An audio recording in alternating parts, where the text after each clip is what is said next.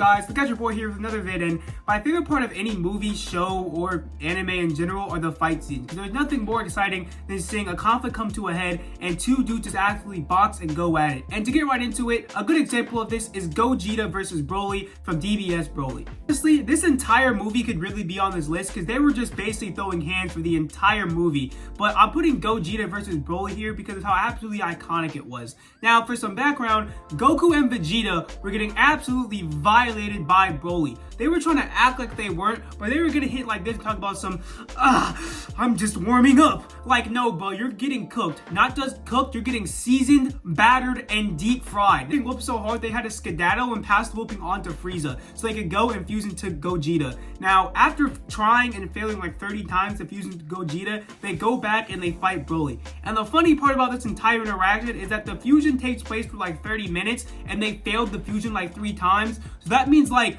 Frieza was getting his butt whooped for like an hour and a half while Goku and Vegeta were just fooling around. Like, I would actually be mad if I was Frieza. But moving on, Gogeta then goes and spins back on Broly and gets absolutely active off rip. He hits Broly with the coldest weave combination I think I've ever seen in my life. Like, look at this, man. He just kept swimming through the blast like he was in Finding Nemo. He was just playing with him at this point. But he decided to stop playing and go Super Saiyan. And Broly was a D1 hater because he did not want to let my man Gogeta have the spotlight. He knocked the aura right out of bro. But Gogeta was not going to let this slide. He grabbed the blicky and unloaded the whole clip. Now, I'm not going to lie, this was a pretty cold attack. I know he's a fusion between Goku and Vegeta, so he's supposed to be stronger. But I've never seen Goku or Vegeta use this attack ever. I swear he was just making stuff up during this fight. Gogeta definitely got a little bit stronger because this beam clash between him and Broly broke reality. And this is really what I love about Dragon Ball fights. Vegeta and Broly literally broke reality and they just kept boxing. I think that after literally breaking reality, Gogeta and Broly would calm down, have a conversation, come to their senses, and realize that their fight is dangerous to them and it could hurt innocent people and potentially destroy the universe.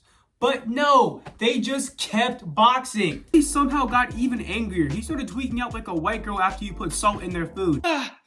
It's too spicy! Yeah, but after this, it was pretty much up for Broly. I feel like the amazing animation and amazing fight choreography blinded people to the fact that Broly was getting cooked, but it wasn't for the Dragon Balls and plot, this final Kamehameha would have ended, bro. Another fight I think is pretty awesome is Captain America versus Thanos in Avengers Endgame. Now, Captain America, Thor, and Iron Man were trying to jump Thanos, and that jumping got reversed real quick. Iron Man got packed up almost instantly, and Thor was looking down bad like he was about to die. Cut to this shot of Mjolnir being lifted, and I thought it was Thor calling it back at first so we could like fight Thanos, but no, it turns out Captain America lifted it up and was about to box Thanos. Now, I'm not gonna lie, this moment right here, Damian Lillard versus the Thunder levels of clutch. America then proceeds to absolutely mollywop this dude, man. I mean, he was hitting Thanos with the craziest combinations I think I've ever seen in my life. He literally beat this man with the power of America. And that's the most patriotic thing I think I've ever seen in my life, honestly. But Thanos isn't a slouch, and he wasn't just gonna sit up here and get put on a highlight reel by Captain America.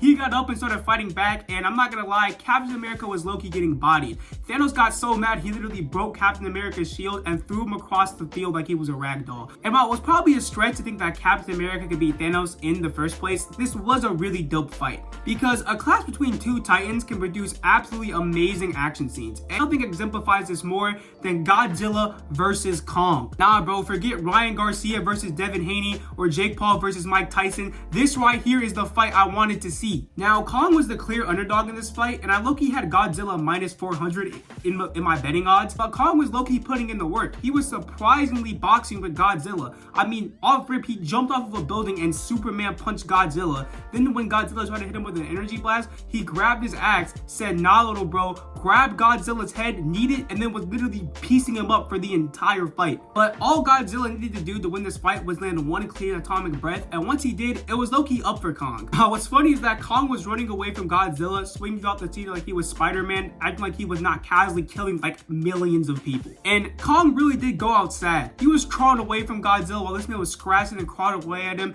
and then this man Godzilla puts his whole foot on Kong's chest and literally screams screams in his face. Like, look at Kong's reaction. You can tell that this man's breath stank. The fight that I want to talk about, and one of my personal favorites, is the horse stable fight scene from John Wick Chapter 3. It goes without saying that John Wick is one of the coldest characters in fiction. He was literally packing up everybody while having virtually nothing. Like, he packed up Common, he packed up Boban. He was out here just literally collecting straight bodies. But this fight really let me know that John Wick was that guy. This is the movie where John Wick got excommunicated from the Continental Hotel, and he was basically on the run. And he was trying to escape New York, and some of his ops pulled up and they chased him into a horse stable. And it wasn't looking good for my homie John, but then bro did the craziest thing I think I've ever seen in my life. He was fighting a dude, slapped a horse, and he made the horse kick a dude in the face, and it broke his neck. This is absolutely the craziest way to die. Imagine going out like this, bro. So, guys, welcome to heaven. Now, I understand that dying can be a little bit jarring, so why don't we just go around and tell everybody how we died, just to make the transition a little bit easier. Well, me, I was a soldier, and I was leader of my platoon, and we went into the field, and a grenade got thrown out, and I just had to take one for the team. Wow, man, that's really heartbreaking. Yeah, you definitely deserve to be here. What about you?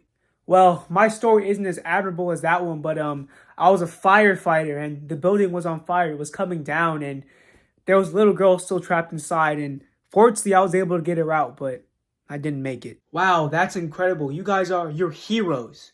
You truly deserve to be here. And what about you? Oh, me? Yeah, I got kicked in the face by a horse. Oh, nah, come on, man. Bro, what? Who let him in here, bro? Bro didn't have to feel too sad because his friend decided to keep him company. That's probably the coldest John Wick kill in the entire series. So after folding this hitman, he doesn't just, kill him like a normal person. He grabs a rope, ties it to this man's neck, rides throughout the stable while this man is dragging behind him, flings him into a stable and off this man. I don't know why John Wick had beef with this random fodder character, but he did not have to do him like that, bro. In my opinion, the hands down best fight in fiction is Saitama versus Goro in One Punch Man. This is a manga only fight, so if you don't want to get spoiled for One Punch Man Season 3, I suggest you click away and come back once you've seen it.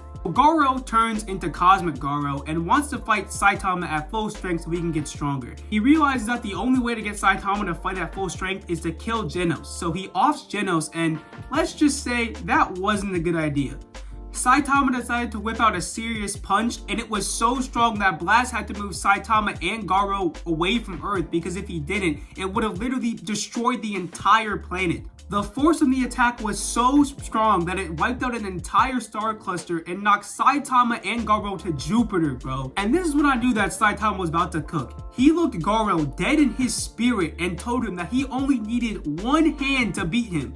And he was not joking. He was grabbing portals, hitting omnidirectional punches, and flipping celestial bodies upside down like it was a table with, let me remind you, one hand. And it gets even crazier. Bro sneezed, and he blew the gas off of Jupiter. And I hate to be that guy, but come on. Goku is not beating Saitama. I know it was said that he almost destroyed the universe in his fight with Beerus, but he's not doing anything crazy like this, guys. I mean, come on. What's even crazier is that Goro tried to get away from Saitama by transferring him to the sun and then dipping, but this man Saitama not only withstood the heat and force of the sun, he farted and it went from the sun to Earth instantly. That is probably the craziest speed feat I think I've ever seen in my entire life. But the way this fight ended was crazy. So basically, through some shenanigans, Saitama threw a punch so strong that it rewinded time and punched Goro before the fight even started. So technically, he did not beat Goro in one punch, but with no punches at all. This was honestly crazy to read, and once it gets animated, it's definitely gonna be one of the best fights in anime history. But yeah, guys, that's gonna be today's video. If you enjoyed it, please be sure to like and comment down below what your favorite fight is. And yeah, guys, be sure to hit that subscribe button. I'm trying to hit 1,000 subs. And yeah, thanks for watching. God bless. Have a great day. Peace.